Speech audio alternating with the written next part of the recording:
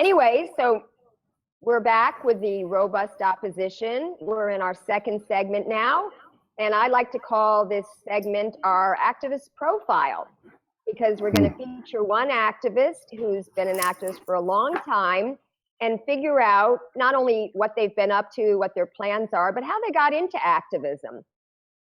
So our first activist for our show, our series, is Kevin Zeese, who, as I mentioned, I've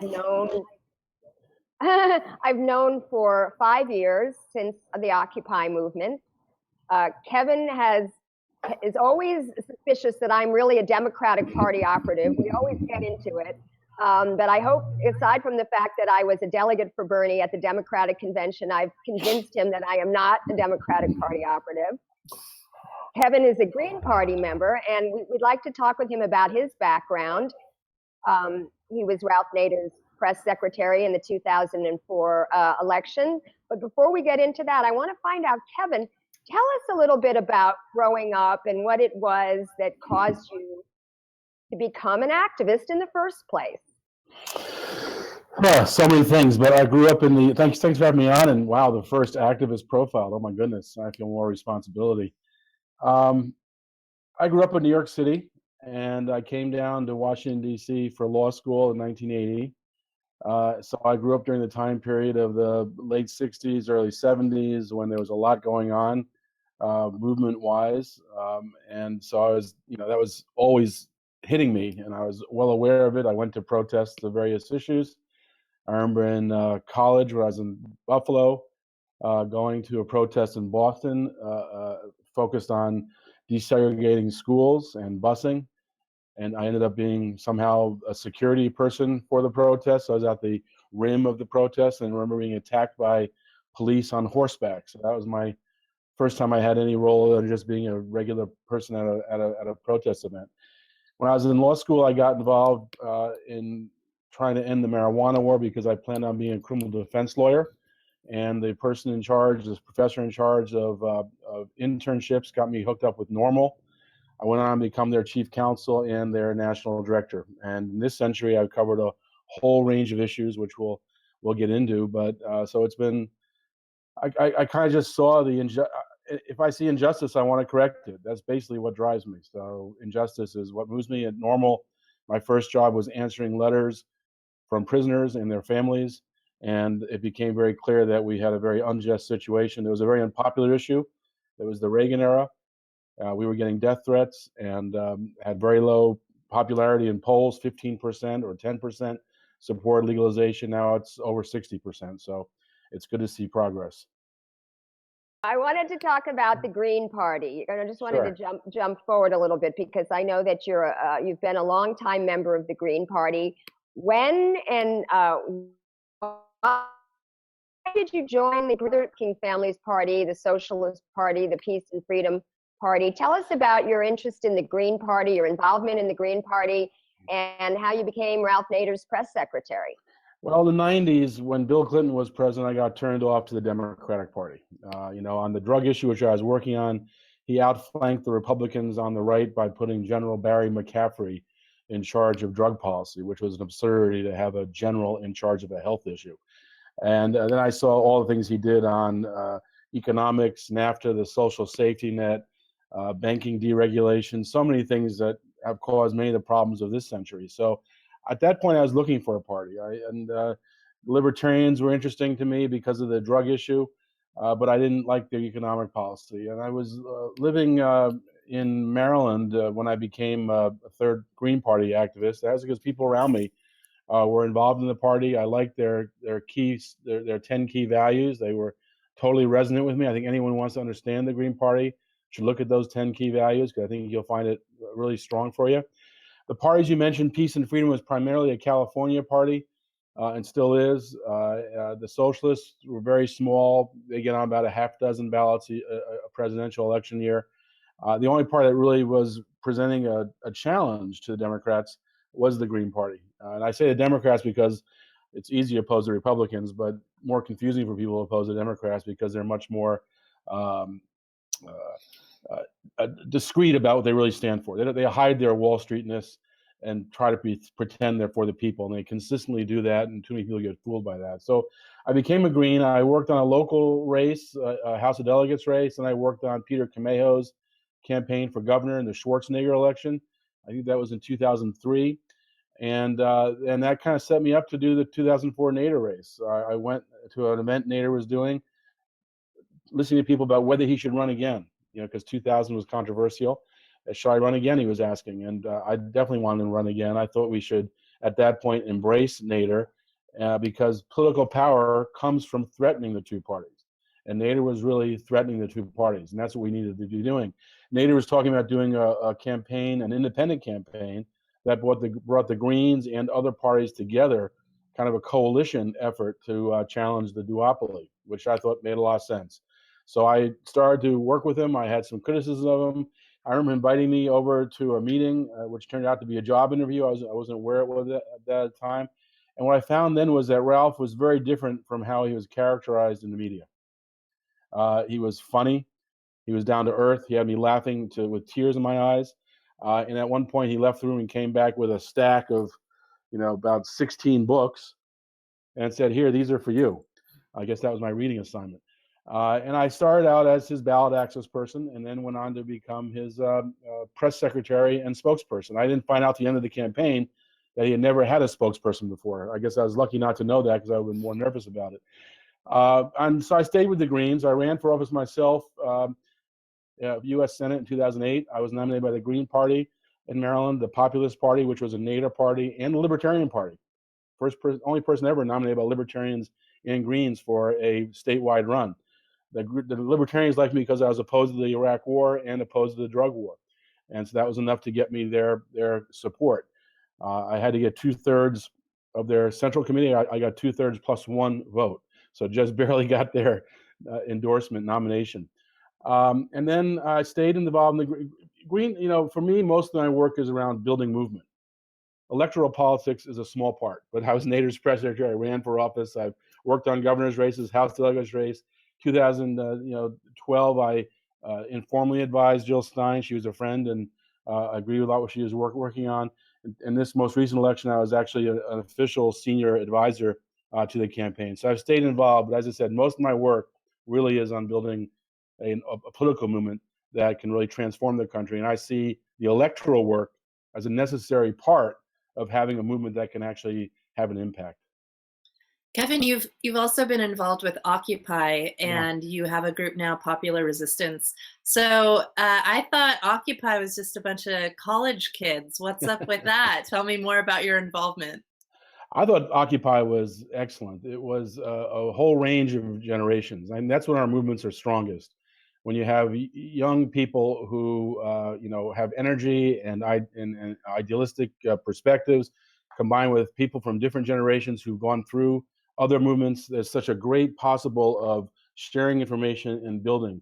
Our occupation was in Washington, D.C. We started organizing about 6 or 7 months before Occupy Wall Street started.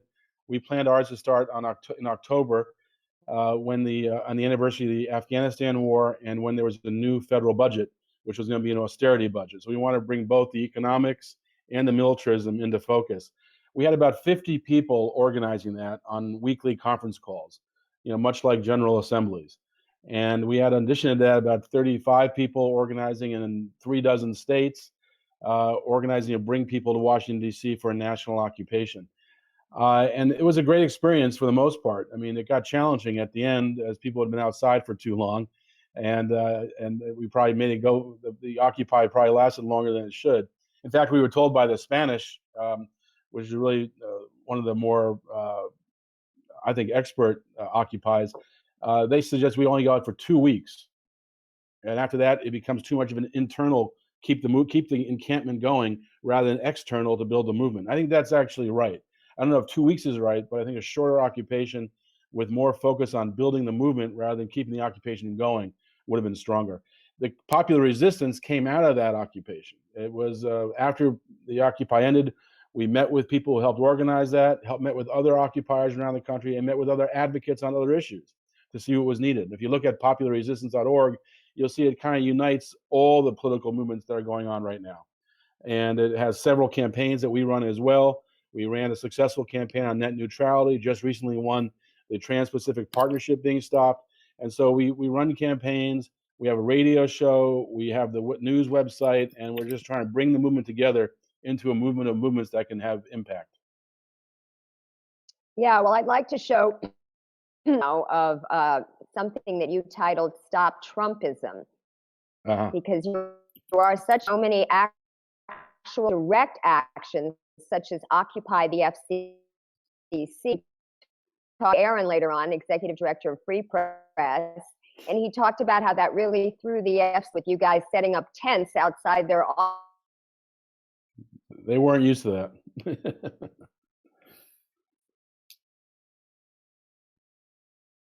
What's the question?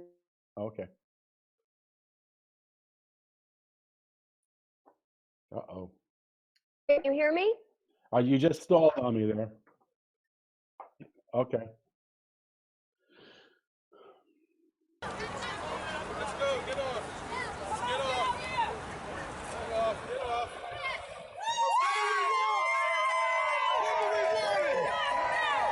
Look what you shut down. Look what you shut down. Let's work up. Let's walk up to the grassy knoll, guys. Let's go. Kevin, you just blocked I-395, stopping traffic for about 20 minutes. We kept members of Congress. This is the route they use to get to Congress, and this is the time of day they're getting ready to start the lame duck. So we prevented members of Congress from getting there, at least for a half hour or so. And this is the beginning of a campaign to stop corporate domination of our government, to stop Trumpism, and to put in place a people's agenda that serves the interests of the people and the planet. We didn't want to make this a Trump protest. The problem in the United States is bigger than Trump. The problem in the United States is corporate domination. We have this corporate militarist government. Trump actually is better on militarism than any president we've had that I can remember. And so we may actually see less wars under Trump. But under Trump, we will see a continuation of an economy designed for oligarchs. And that's what we want to stop. We also want to stop his racism, his bigotry, his anti-immigrant and anti-woman viewpoints. Those cannot become entrenched in law. We need to stop that as well. But the primary message is we need to end the corporate domination of our government. We don't want rigged elections where you get to pick from two oligarchs. We want a people's agenda and a people's democracy. And it's not just Trump, but his comments have spurned.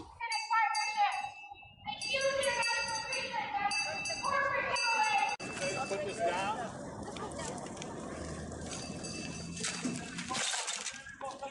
here to send a message. Can you hear me now? Donald Trump is the Dave? next president. Dave.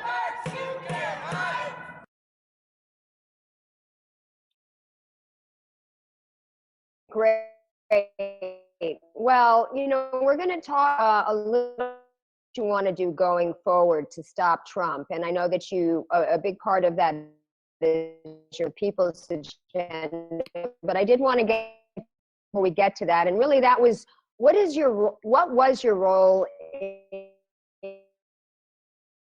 this year in 2016? I know she's a friend of yours.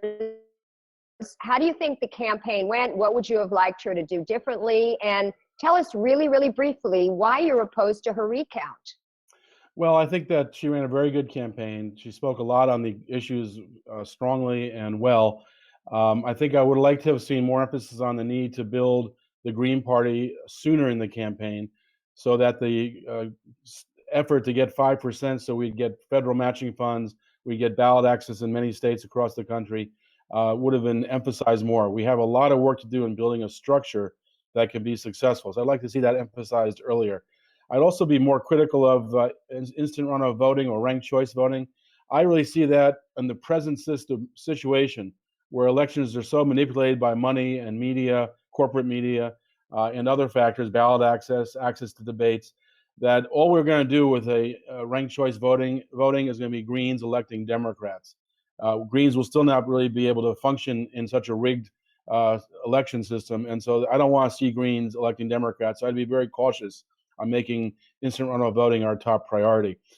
As far as the recount, I support recounts. I've been an election integrity activist from early in this century. I helped to form a group called True Vote Maryland, when we went to electronic voting machines, and we successfully, after years of work, were able to stop the use of paperless electronic voting. Now we have a ballot, an optical scan, and you can do a recount. That was a major step forward. And so I support recounts. I support election integrity. What I didn't like about this recount was it was given to Hillary first by Democratic activists, lawyers, and experts. When Hillary rejected it, they brought it to Jill Stein. And Jill Stein took the whole package that was designed for Hillary to help Hillary win the election, reverse the election, and she just ran with it. A Hillary planned recount is not what the Green Party needed. The Green Party, if he was going to do a recount, should look at what's best for our party, not for Hillary. We should not be seen as helping Hillary Clinton, who's one of the worst Democrats in my history. She is the classic Wall Street Democrat. She supported every war since Vietnam. So how can we be on her side? And so several hundred Greens agreed to us. A bunch of Greens came together, wrote a letter. It's on Margaret Flower's Senate site. And it is a letter that's signed by more than 300 Greens who didn't want us seen as supporting the Democrats. We are not an arm of the Democratic Party. We're the opposite of the Democrats. They're funded by corporate interests and Wall Street. We're funded by people. They put forward policies that help the insurance industry when it comes to healthcare. We put forward policies that help the people when it comes to healthcare. They're neoliberals and capitalists. We're anti-capitalists. So on issue after issue, we're the opposite. So we cannot be seen as an ally of the Democratic Party. We need to be an independent party that stands up for what we believe, and we build our own power. And that's what that's about. It's going to be a very constructive debate in the Green Party, and I think in the end, we will be stronger for it as we will come to the conclusion that we indeed do have to be an independent party that builds our own power so that we can grow into a party that can take power and really be part of the government that decides where this country's going. Kevin, I'm so fascinated to learn. I didn't know that piece, and so many people were asking, a lot of Greens, in particular people who supported Dem exit this year, which was, after Bernie conceded, a lot of people just said, that's it, I'm disillusioned, I'm leaving the Democratic Party, I'm going green. As they should. Yeah, and it got a lot of traction. It really did quite a lot to build the Green Party. And it was interesting to see after the Jill Stein recount was announced, Jill Stein-led recount, that now Green exit became a thing. And a lot of people, it was a blow to the Green Party. I agree with you that it was a bad strategy. And it might not have been so bad, but we all, at this point in the year, it seems like everyone is so burnt out on these shady politics. It's like we don't know who to trust. And so there was this huge uproar. What is she thinking? What is she doing? Has she been a Hillary sheepdog all along, just like we're saying Bernie is now? So it's great to get that piece of the puzzle. And I agree with you that I think the party will be stronger for it, but it seemed in the short term to do it some damage. And the real issue for us is 2020. In 2004, when George Bush was running for re-election, the Green Party made a disastrous mistake. Rather than nominating Nader and joining that coalition I told you about of multiple parties working together to challenge the two parties, the Greens decided to go with David Cobb, who's actually Jill's campaign manager, and run what he called at that point a safe state strategy, not challenging the Democrats because they didn't want to help re-elect Bush. Well, in 2020, it's going to be Donald Trump. It'll be a corporate Democrat versus Donald Trump. And there'll be a lot of pressure on Greens not to run or to run weak, not challenge the Democrats. And we can't do that. We have to stand for what we believe in. We have to push the message about big finance economy, how it's hurting all of us against militarism and empire. And so we have to stand for what we believe in and build our own power and not back down against these two corrupt parties. Who to trust? I can tell you who not to trust, and that's the Democrats and Republicans. After that Stop Trumpism protest, we had a protest at the Democratic National Committee. We dressed up as moving people, brought a moving van, and attempted to move them out of their headquarters. And that's a great video too, if you ever get a chance to see that one.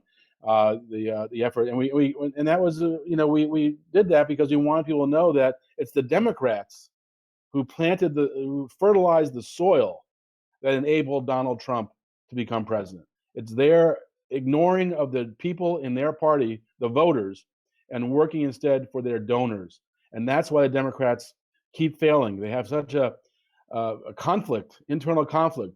Their big money on Wall Street versus their people. Their people, 80% want single payer. Hillary Clinton said, "I'll never support single payer."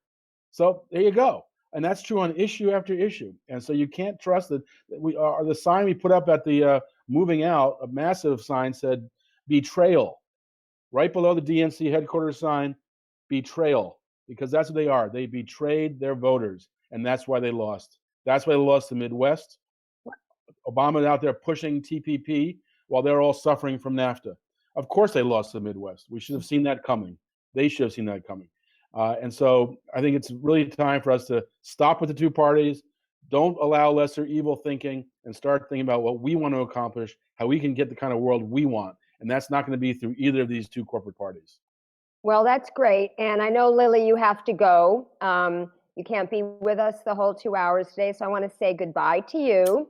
And I'm so long, farewell. But Kevin, we're gonna stay with you until our next guest comes on.